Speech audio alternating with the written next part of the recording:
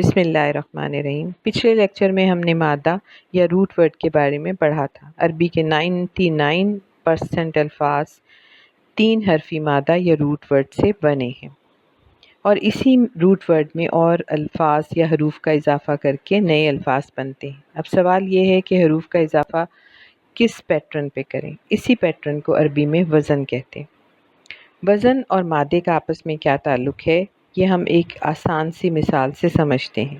ہم ایک بیکری میں داخل ہوتے ہیں یا مختلف بیکری آئٹمس ہیں، مثلا ڈبل روٹی، کیک، پیسٹری، رول، پیٹی وغیرہ۔ اب غور کریں کہ وہ کیا چیز ہے جو ان سب میں مشترک ہے۔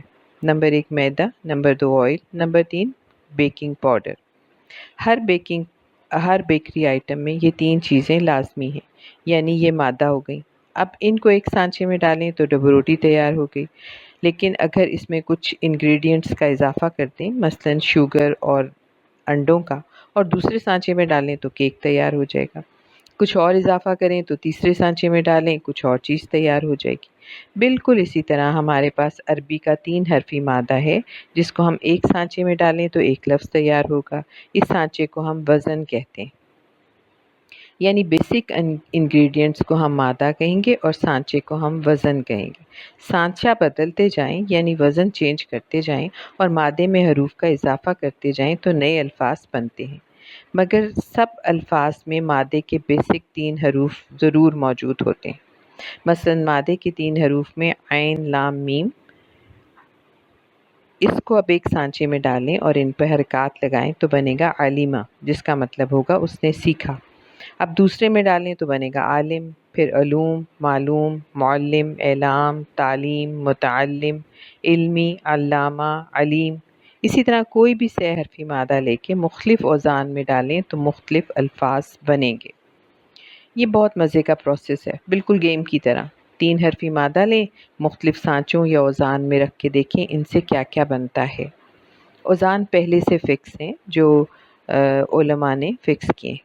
اس پروسیس کو ہم الٹا بھی کر سکتے ہیں، یعنی ایک بڑا لفظ لیں، اس کے سارے سانچے یعنی اس کے سارے فالتو لفظ نکال دیں تو باقی 3 حرفی مادہ رہ جائے گا، اور بعض دفعہ اس کا مطلب ہم کو حیران کر دیتا ہے۔ مثلا انسان، اس کے سارے فالتو الفاظ ختم کریں تو اس کا مادہ رہ جائے گا نون سین یا، نسیہ، جس کا مطلب ہے بھولنا۔ تو اگر آپ کو کوئی بات بھولے تو پریشان ہونے کی ضرورت نہیں، ہمارا تو مادہ ہی نون سین یا سے بنا ہے۔